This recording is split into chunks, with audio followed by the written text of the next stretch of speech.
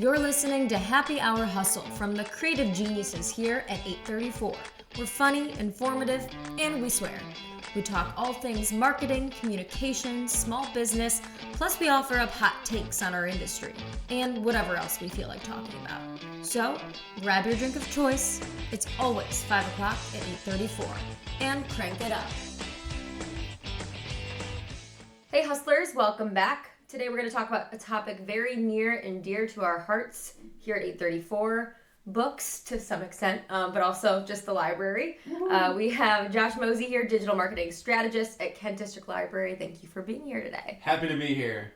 First, I just want to ask you, what are you reading right now? I am reading, I'm in a book club. Okay. That's organized through my hometown bookstore, and it's a Leigh Bardugo Six of Crows. Okay. Is what my physical book is. I'm in 7 books at any given time. How do you do that? I'm like, I have to do one. Yeah, so I have a family of 4, okay. And we have a family book and family audiobook. So when we're driving in the car together, we listen to that. Oh, nice. And then my wife and I will do workouts in the morning, and so we'll often listen to an audiobook, just the 2 of us. Okay. And then I have a personal audiobook for when I'm driving solo. Okay. And then I have a physical book that I read at night before bed. Okay. So, yeah. I'm a big physical book person. I'm not even out Kindles. I like the flipping of the pages. Yeah. The bookmarks, There's everything. Something about the tactile experience. Yeah, right? The smell of it too. I really enjoy that. Yeah, I just read, oh my gosh, You Make a Fool of Love with Your Beauty, which is kind of romance, like black fiction, very, very cool. I would butcher the author's name, so I'm not going to say it right now, but I'll add it in later when I link the book. But yeah, we're here to talk about your social media though, because I feel like it has gathered the attention of everyone. It's so fun. Just tell me a little bit about how you approach it. Yeah, so I've been doing the social media for the library for a few years now. And when I was being interviewed for the role I'm in, I was coming from a position in the branches. I was working as an assistant branch librarian.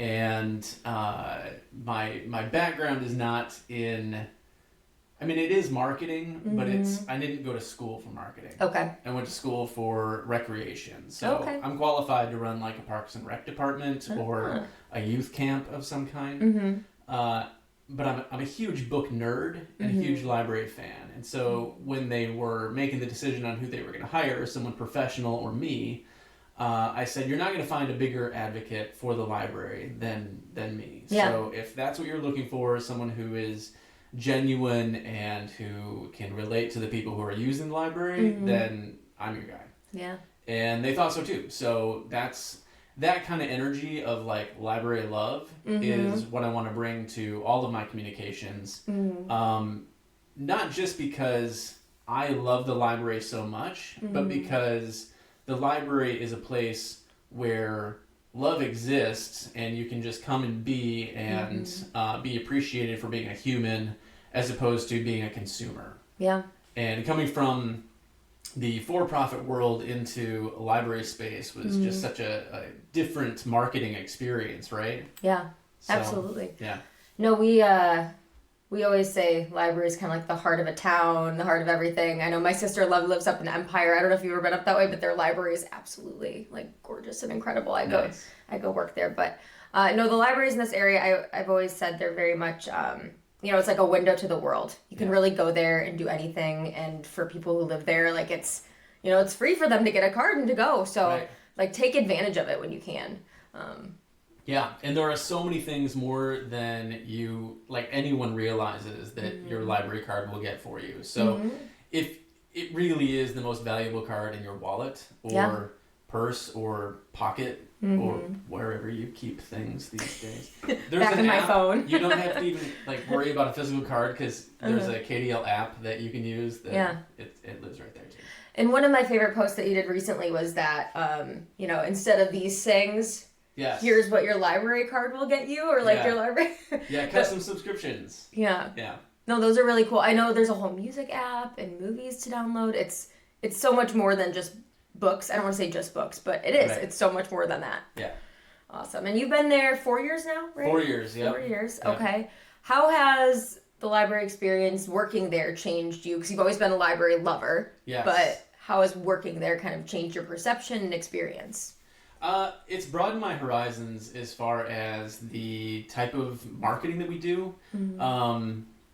And for personal reasons, I feel like I am more in tune with a larger community of people than I've ever been before. Nice. So for 15 years, I worked at an indie bookstore. I worked at Baker Bookhouse here in town, and so it had that Christian publishing aspect, which serves a pocket of the population. And I worked as well in a publishing house.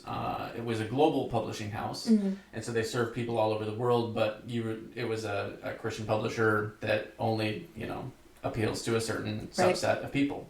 And I've written books for the publishing industry, for HarperCollins and Zondervan and Barber Publishing, but again, for specific audiences. And I know marketing, you're supposed to be catering to a specific audience. Right. But it's really hard with a library because I can tell you who our audience is for like people who come in for certain things. We're trying to appeal to parents of small children for certain programs. We're trying to appeal to retirees for other programs. We're trying to appeal to veterans for certain things. But because the library offers so many things, having a general approach to marketing that kind of hits the tone with that everyone can relate to in some sense. Yeah. Man, that's a challenge. So yeah. I guess as far as learning and growing over the last 4 years, being able to look broader and go deeper within specific communities, but trying to relate to everyone on some human level. Yeah. No, and I think at least on your social, it seems like you've really struck a good chord with that. You do humor. You use humor a lot to do that. Can you talk about how you've infused humor into how you do your posting online? Humor is so much a part of who I am that I'm afraid that the KDL voice is my voice, which makes it easy because I just have to think, what would Josh say? And then I just say that. Yeah. But my approach to humor is not always nonsensical, but it's the different angle. It's the unexpected thing. So I believe humor exists because we think one thing's going to happen and humor takes it a different direction. So it's the ability to look outside the box and to know what the expectation is, but then to say something else. Yeah. But trying to say something else where no one is the butt of the joke. Right. That's the tough thing. Yeah.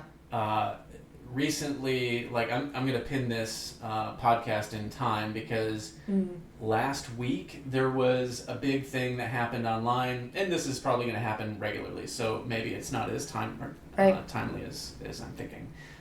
There was a CEO of a large corporation who was caught on Kiss Cam with someone who was not his wife, and it turned into a meme, and like there are places that are getting a lot of mileage out of turning that into something that their brand is associated with. Making their own and doing it, And that is a great way to get a lot of attention because you are tuned into the zeitgeist and taking advantage of an opportunity. Yeah. And I even thought, like, if I was going to do a library post about this, I would have a book stack and it would have books with titles like Cheater, and I'd probably have some Coldplay albums, and I'd look for some other ones. And I even reached out to one of our libraries that had like a bunch of these books on the shelf and said, hey, can you quick take a photo of these books? I'm going to do something, and it's going to talk about how the library protects privacy of the things you check out, and no one no one will know. Like, Yeah. it's the opposite of a kiss cam. Right, right. And then I was thinking about it, and I thought, oh man, how terrible that is. So even if it's funny, Yeah. it's making fun of a situation that is not funny to the people who are involved. Right. It is not being empathetic with the families who are being torn apart by this. Mm-hmm. And just because I can make a quick Yeah. joke, and probably it would have gotten a few thousand Mm-hmm. likes and shares, which is, a monetary thing these days. Yeah. It wouldn't have felt like a library post. It wouldn't have felt Yeah. like the type of thing that we strive Right. for. Well, and that was actually, I was going to go into that a little bit after this. Oh, I okay. really, because going through your social media, because obviously we look at it on a day-to-day basis, but I was going through to see kind of how you guys utilize like trends that can be mean and kind of like, mean-spirited in some sense, where it's like, yeah, it's funny, but when it's so much, you really realize how like kind of gross it is in a sense. But yeah, I like that approach to it of kind of the no one's the butt of the joke, or like we're the butt of the joke, or we're making fun of yourself is sometimes the best kind of humor. Yes. And I think there's a little bit of that spirit that runs throughout, or it's like, read a book. I really like that approach to it. But has there ever been trends that you've jumped on or not jumped on that you regretted later on, or didn't regret later on? Yeah, there are definitely ones that I've been tempted to take down afterward because it either didn't hit right or it was at someone's expense. But there was one. Every now and again, I will do something that's borderline, trying to make it still nice, but not. I guess not shying away. Mm-hmm. So there was a month ago. Man, politics moves so fast. Yeah. I try to avoid politics largely. Yeah. But there are some things that are human relationship, but not political specific. Mm-hmm. Like when President Trump and Elon had a falling out. Right. And then like everyone online was like, "Oh no, the powers that be are fighting. They're fighting. Mommy and Daddy are fighting with each other." Uh-huh. And so I took that as an opportunity to say, when best friends fight, Mm-hmm. people pay attention. And so I picked on the Cincinnati Public Library on Threads, and I said something disparaging about their their summer reading program. Okay. I said, "You guys don't even have a shark, or a robot riding a shark on your materials. Are you even trying to help kids read this summer? Because ours does." Yeah. And they responded by pulling in another library and saying, "Well, at least we're better than those guys." Yeah. And so it was like a whole moment that it was kind of negative because we were, making fun of their thing, but we were really just drawing attention to the fact that they had a summer reading program and taking advantage of this, when friends fight thing. Yeah. So it wasn't like the focus wasn't our politicians are dumb or power corrupts. Right. Although using it. We could do those things. Yeah. But we chose to try and take it a different direction. No, I like that. And it even in the way you kind of poked fun, it's like, well, they didn't need a shark with a robot. Like, that's not an actual criticism, really. It's more of like, no, you're drawing attention to it and making it something silly, which I really like. And I love I'm a big silly humor person, so I love that infusion of it through everything you do. Yeah. And that kind of also ties in with my next question of, how do you have fun without causing controversy? Or has there ever been a post where you've like gotten some feedback where you're like,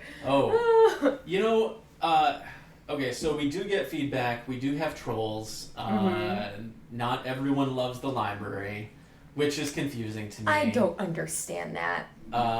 Boo on those people. Yeah. And so I'm trying to think if there's anything where I've offended. Yeah, there was.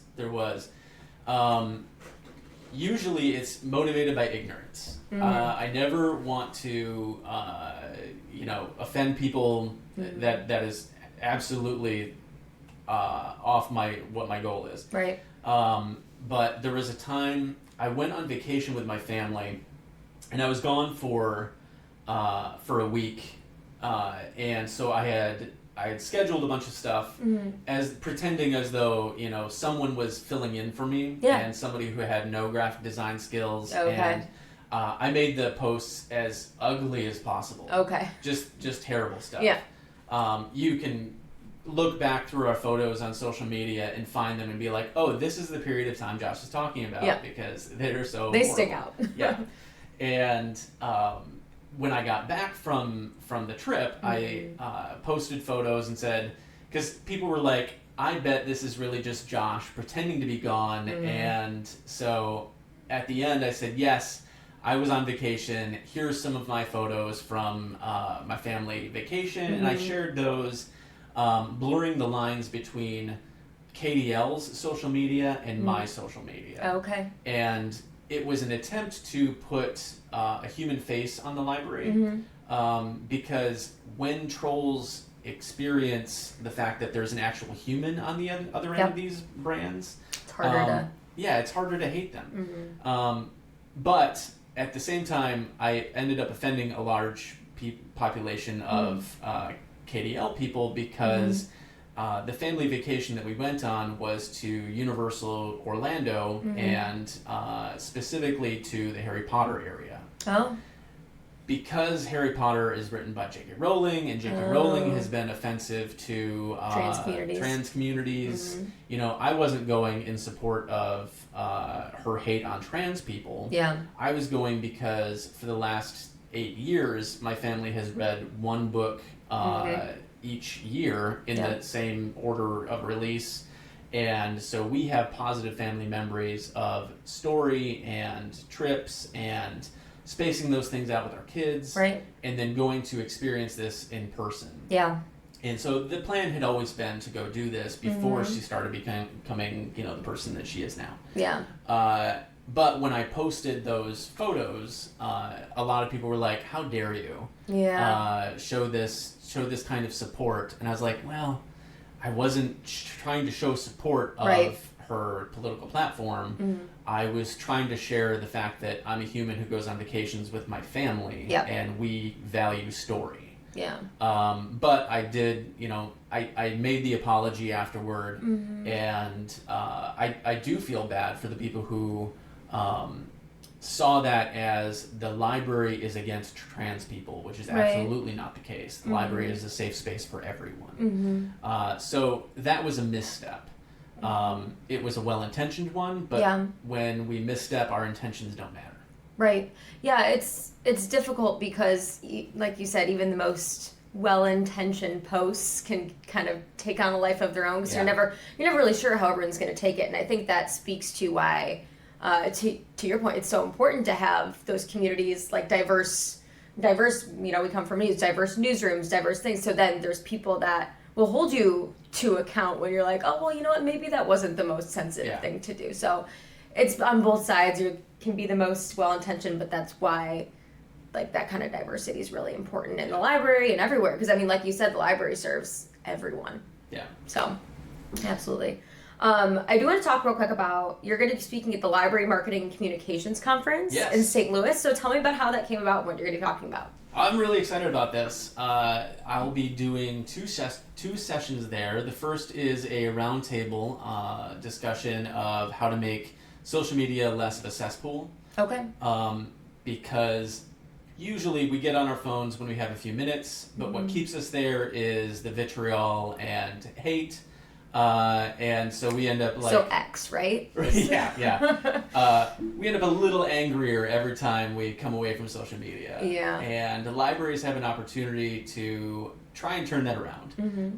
So I'm going to talk about some of the things like use of humor and positivity and the things that we as a library try to be in the space that we're in, communicating with kindness, empathy, and love, and to turn social media into a more positive place. A lot of the things we've been talking about now. Right. The other session is about a program to gamify social media for people who are responsible for posting in a multi-branch library system. So libraries from all over the country are going to come to this conference, libraries of every size. There's going to be a lot of them out there that have, like KDL has 20 branches, plus a bookmobile, plus an express library. We serve a lot of Kent County, except for a couple of spaces like Grand Rapids Public. But I'm responsible for the content on the main page, which is the umbrella of all of KDL. Yep. But each of our branches have their own social media presence on Facebook so that they can better reflect the communities that they're in, because people in Caledonia are going to be a little bit different than the people of Alto, even though they're right next door from each other. So our social media pages for branches should reflect like the events happening there and the staff that's there, and they should have that local flavor in ways that I can't achieve with the main page. Even calling out other local businesses, that sort of thing. And it's really important to do that well, but most of the people who are responsible for those things are librarians who've been trained to be librarians who have little to no interest in doing anything on social media. They don't have a staff to bring in a social media person. Right. And so usually what happens is a branch librarian or an assistant branch librarian will get tasked by the manager and say, okay, now you're responsible for doing Facebook content. Yeah. And they don't necessarily want to. And so what I've done is I've created a branch competition. Oh, fun. That at the end of each quarter, the winner of the competition gets to hold on to the GOAT trophy. It's like literally the head of the GOAT. They get a pin that says, they're the GOAT, greatest of all time. And they personally get a gift card to a bookstore and a pizza party for the branch. Oh, fun. And when I was developing this system, I initially wanted to say, okay, whoever's getting the most follows, the most likes, the most engagement on their page, that would, those are the people who are winning. And that's not necessarily fair. Right. There's bigger areas, more engagement in certain areas. Yeah, there's a lot more people living in Wyoming than there are living in Alto. Yeah, and so Wyoming's like our second biggest city over here or something. It's like huge. That. Yeah. And there's lots of opportunity for potential cardholders. So like we can pin it to all these things. But one of the social media branch champions came to me and they said, I don't love the idea of being rated based on these performance levels because I don't have agency over that. I don't get to choose how many people follow me this month. Yeah. And I said, okay, well, let's take it a step back and let's figure out what are the things that cause a person that would inspire them to follow you. Because I looked at some of the branch pages and the only thing they put on there are event listings. Yeah. And if the only thing you're doing on your social media is saying, hey, look at me, I want your attention, I'm asking you to do something, that violates the 80-20 rule of 80% of the time you are feeding them and 20% of the time you're asking them for something. And so I said, okay, well, let's try and incentivize our non-Facebook friendly people to use Facebook well. And so they get points based on, are you posting 5 times a week? Okay. Are you posting different kinds of content? Yep. Are you writing blog posts every now and again for the main page to use for everyone to benefit from? Nice. And so I developed this point system, and there's like 20 different ways that our branch champions can earn points. And when they earn points, then we see the increase in the other things. So all of them have the same opportunities to earn the same number of points. In fact, it was our Alto branch, one of our smallest branches, that won the competition last quarter because they took it seriously and they're competitive people and they want to get all the points. I love competitive people. Yes. And as a result, like all of their stats, they grew their followers by 150%. Their engagement was like 200% over the previous quarter. And so all of the things that we wanted to achieve happened. So now we're entering our second quarter, and competition is heating up. Okay, so that was the first quarter of it, Yeah. and so the people doing it, do you kind of provide? I know obviously the point system of like here's the thing you could do. Like, did they get any like training of like here's how you post on social, here's what looks good? I mean, just looking at the main branch is a really good example, but I didn't know if you guys did anything a little extra for people that aren't necessarily trained to do it. Yeah, we developed a guidebook for our social media Nice. branch champions that talks about the voice, how to post, what not to say, what to do if you're getting burned out, a whole list of posting ideas. So if you're dry, here's where you can come up with ideas. And so everyone has a guidebook that equips them to do the job. Plus, we have a Teams chat for all of the social media branch champions to bounce ideas off each other. So there's a digital version of, a think tank. And they all know that they can reach out to me anytime to ask questions and get guidance. And I will often reach out to them and say, hey, I'm considering doing this semi-negative post about a thing that happened in social media world recently. And they can say, Josh, that's a terrible idea. Don't do that. Yeah. What is the communication like between you and between KDL, the umbrella, and all the different branches? How does that work out and trying to keep things together but separate? Oh, it is so hard. So we have under our current my boss Randy. He is fantastic, a real marketing guru. When he came in, he said there are too many branches doing their own things, and although some of them are good, not all of them are. So we really need to clamp down on the brand. Yeah. And so we came up with the new logo. That was a few years ago. And all of the branches, anytime you're in any KDL, you should feel like you're in any KDL. Yeah. Not this specific one because of the signage.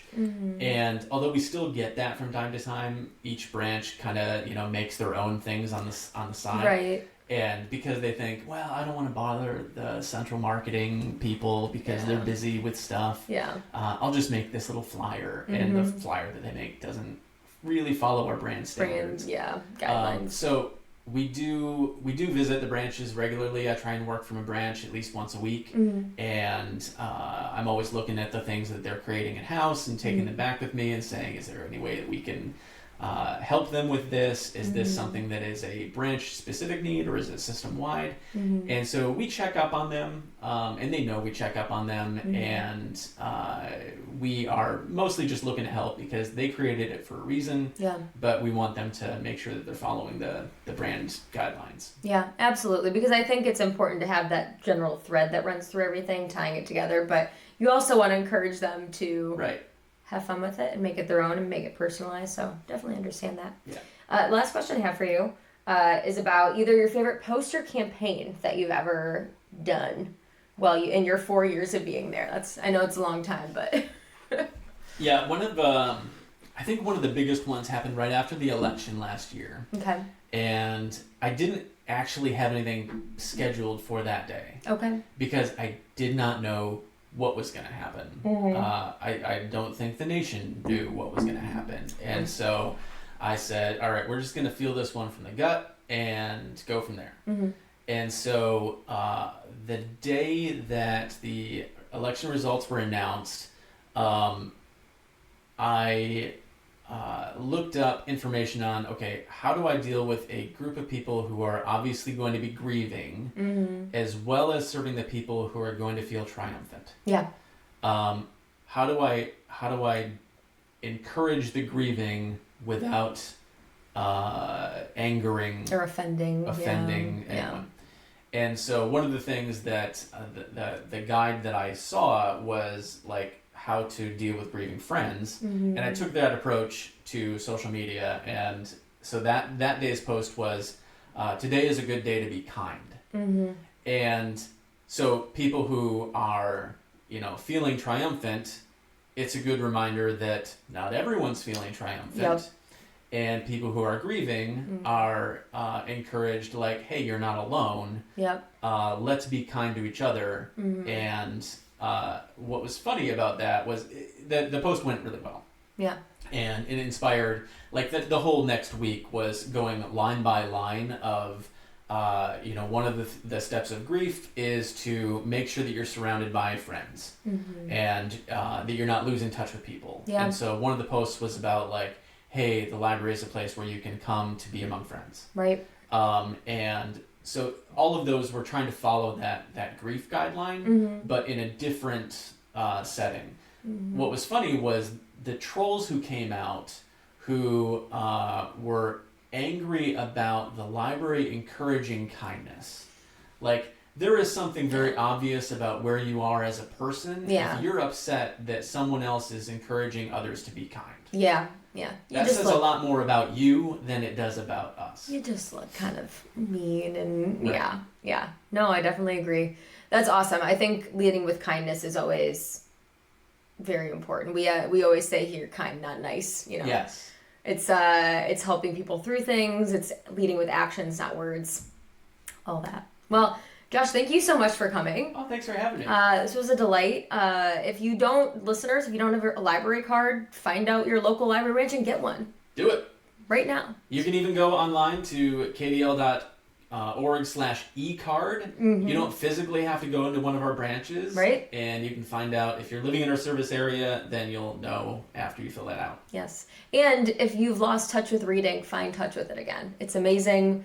I know we've been talking about things online for most of this, but reading it makes you a better person, I think. Absolutely. It opens your world to things. More empathetic. Exactly. All right. Well, Josh, thank you so much. We'll put links in this episode. Until then, hustlers, see you in the download.